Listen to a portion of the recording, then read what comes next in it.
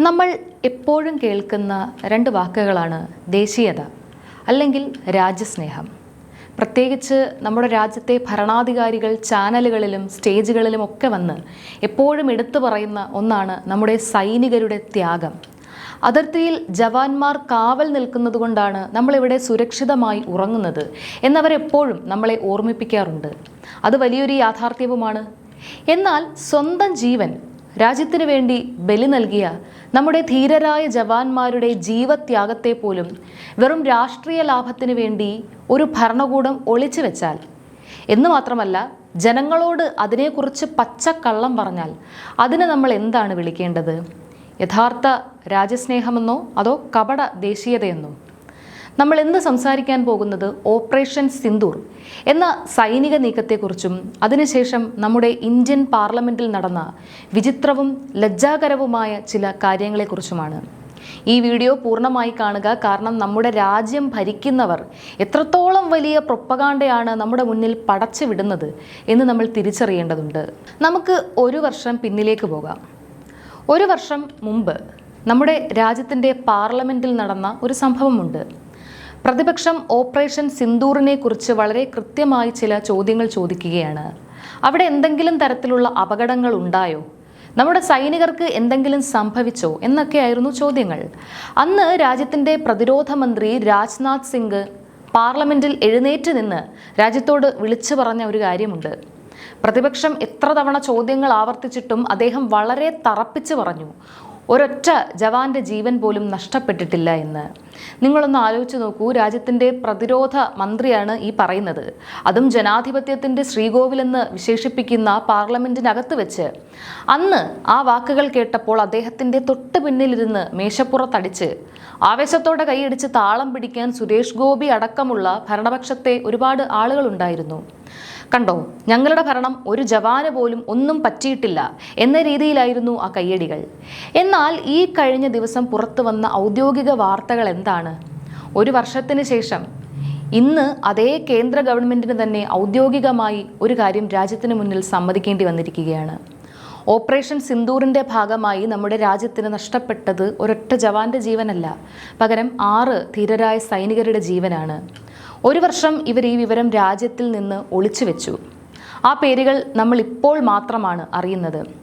Major Pavankumar, rifleman Sunil Kumar, lance Nayak Dinesh Kumar, aviation technician Murali Nayak, constable Sunil Kumar Singh, പിന്നെ sergeant Surendrakumar. ഈ 6 പേരും രാജ്യത്തിന് വേണ്ടി വീരമൃത്യു വരിച്ചവരാണ്. ഒരു വർഷക്കാലം ഈ പേരുകൾ ഇവർ എവിടെയാണ് ഒളിപ്പിച്ചു വെച്ചിരുന്നത്? ഇവരുടെ കുടുംബങ്ങളോട് ഇവരെന്താണ് പറഞ്ഞിട്ടുണ്ടാവുക? ഇവിടെ നമ്മൾ ആലോചിക്കേണ്ട ഒരു കാര്യമുണ്ട്. നമ്മൾ ഒരു യുദ്ധത്തിന് പോകുമ്പോഴോ അല്ലെങ്കിൽ അതിർത്തിയിൽ ഒരു സൈനിക നീക്കമോ ആക്രമണമോ ഒക്കെ ഉണ്ടാകുമ്പോൾ സ്വാഭാവികമായിട്ടും ഇരുഭാഗത്തും നഷ്ടങ്ങൾ ഉണ്ടായേക്കാം, ജീവനഷ്ടങ്ങൾ ഉണ്ടായേക്കാം. അതൊരു യുദ്ധത്തിൻ്റെയോ സൈനിക നടപടിയുടെയോ ഭാഗമായി എല്ലാ കാലത്തും ലോകത്ത് നടന്നിട്ടുള്ള കാര്യമാണ്. അതിൽ ആർക്കും തർക്കമില്ല. നമ്മുടെ സൈനികർ വീരമൃത്യു വരിച്ചാൽ രാജ്യം അവരെ ആദരിക്കുകയാണ് വേണ്ടത്. എന്നാൽ ഇവിടെ എന്താണ് സംഭവിച്ചത്? ഓപ്പറേഷൻ സിന്ദൂറുമായി ബന്ധപ്പെട്ട എല്ലാ സൈനിക നടപടികളും അവസാനിച്ചു. അതിനുശേഷം സീസ് ഫയർ ഒക്കെ പ്രഖ്യാപിച്ചു കഴിഞ്ഞിട്ടാണ് പ്രതിരോധ മന്ത്രി പാർലമെന്റിൽ വന്ന് ആരും മരിച്ചിട്ടില്ല എന്ന് കള്ളം പറഞ്ഞത്. അപ്പോൾ ഇതൊന്നും പ്രതിരോധ മന്ത്രി അറിയാത്ത കാര്യമല്ല. എല്ലാം കൃത്യമായി അറിഞ്ഞുകൊണ്ട് തന്നെയാണ് അദ്ദേഹം ആ പച്ചക്കള്ളം പറഞ്ഞത്. എന്തിനായിരുന്നു ഈ ഒളിച്ചുകളി? വളരെ ലളിതമാണ്. പാകിസ്ഥാനുമേൽ നടത്തിയ ഓപ്പറേഷൻ സിന്ദൂറിൽ അവർക്ക് വലിയ നഷ്ടമുണ്ടായി എന്നത് ഇവർ വലിയ വിജയമായി ആഘോഷിക്കുകയായിരുന്നു. എന്നാൽ ആ ആക്രമണത്തിൽ നമ്മുടെ ഭാഗത്തും 6 സൈനികർക്ക് ജീവൻ നഷ്ടപ്പെട്ടു എന്ന് സമ്മതിച്ചാൽ അത് തങ്ങളുടെ രാഷ്ട്രീയമായ വലിയൊരു തോൽവിയായി ജനങ്ങൾ കാണുമോ എന്ന് ഇവർ ഭയപ്പെട്ടു. തങ്ങൾ കെട്ടിപ്പൊക്കിയ അജയ്യമായ ഭരണകൂടം എന്ന പ്രൊപ്പഗാണ്ട തകരുമെന്ന ഭയം. അതിനുവേണ്ടി നമ്മുടെ സൈനികരുടെ വലിയ ത്യാഗത്തെ പോലും ഇവർ വിപണിയിലെ ഒരു കച്ചവട ചരക്കാക്കി മാറ്റി. യാഥാർത്ഥ്യം മൂടിവെച്ചു. ഇത് ആ സൈനികരെയും അവരുടെ കുടുംബങ്ങളെയും വലിയ രീതിയിൽ അധിക്ഷേപിക്കുന്നതിന് തുല്യമല്ലേ? ഇവരുടെ ജീവന് ഈ ഫാസിസ്റ്റ് ഭരണകൂടം എന്തെങ്കിലും വില കൽപ്പിക്കുന്നുണ്ടോ? ആ പാർലമെന്റിൽ ഇരുന്ന് കൈയടിക്കുന്ന ആളുകളുണ്ടല്ലോ, അവരെ ഞാൻ കുറ്റം പറയില്ല. കാരണം അവർക്ക് ഇതിൻ്റെ ഒന്നും യാഥാർത്ഥ്യം അറിയില്ല എന്നതാണ് സത്യം. അവർക്ക് കസേരയിലിരുന്ന് കൈയടിക്കാൻ മാത്രമുള്ള നിർദ്ദേശമേ ലഭിച്ചിട്ടുള്ളൂ.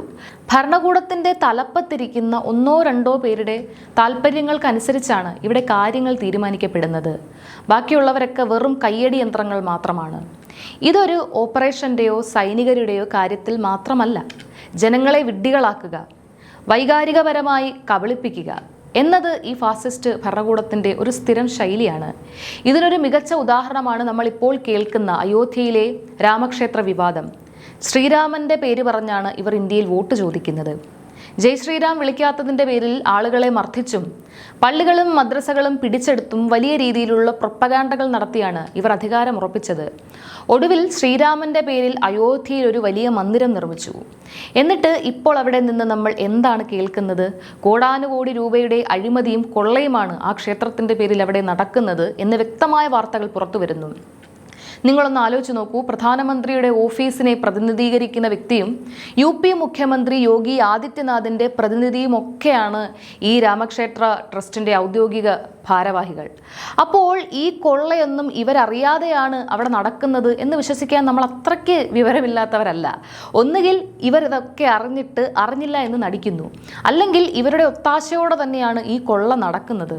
ജനങ്ങളുടെ മനസ്സിൽ മതത്തിൻ്റെയും ദേശീയതയുടെയും പേരിൽ വെറുപ്പിൻ്റെയും വിദ്വേഷത്തിൻ്റെയും വിത്തുകൾ പാകുക, ജനങ്ങളെ തമ്മിലടുപ്പിക്കുക, അതിലൂടെ അധികാരം നിലനിർത്തുക എന്നതിനപ്പുറം ഈ രാജ്യത്തോടോ രാജ്യത്തെ ജനങ്ങളോടോ യാതൊരുവിധ പ്രതിബദ്ധതയോ ഉത്തരവാദിത്തമോ ഈ ഭരണകൂടത്തിനില്ല എന്ന് ഓരോ സംഭവങ്ങളും വീണ്ടും തെളിയിക്കുകയാണ്. അതുകൊണ്ട് നമ്മളിപ്പോൾ ചിന്തിക്കേണ്ടത് ഒന്ന് മാത്രമാണ്. രാജ്യത്തിന് വേണ്ടി അതിർത്തിയിൽ പോയി ചോര ചിന്തിയ, ജീവൻ ബലി നൽകിയ നമ്മുടെ സ്വന്തം ജവാന്മാരുടെ മരണം പോലും രാഷ്ട്രീയ ലാഭത്തിന് വേണ്ടി 1 വർഷം ഒളിച്ചു വെക്കുകയും പാർലമെന്റിൽ പോയി ജനങ്ങളെ നോക്കി പച്ചക്കള്ളം പറയുകയും ചെയ്യുന്ന ഈ ആളുകളാണോ യഥാർത്ഥ രാജ്യസ്നേഹികൾ? അതോ ഇവരാണോ യഥാർത്ഥത്തിൽ രാജ്യദ്രോഹികൾ? ഓപ്പറേഷൻ സിന്ദൂറിലെ യാഥാർത്ഥ്യം 1 വർഷത്തിന് ശേഷമെങ്കിലും ഇന്ന് പുറത്തു വന്നിട്ടുണ്ടെങ്കിൽ അത് ഈ ഭരണകൂടത്തിൻ്റെ തനി നിറവും ഇരട്ടത്താപ്പും ജനങ്ങൾക്ക് മുന്നിൽ തുറന്നു കാട്ടുകയാണ്. ഇനിയും നമ്മൾ ഇത്തരം കപട പ്രൊപ്പഗാൻഡകളിൽ വീണു പോകരുത്. ഈ വിഷയത്തിൽ നിങ്ങളുടെ കൃത്യമായ അഭിപ്രായങ്ങൾ താഴെ കമൻറ്റ് ബോക്സിൽ രേഖപ്പെടുത്തുക. നന്ദി.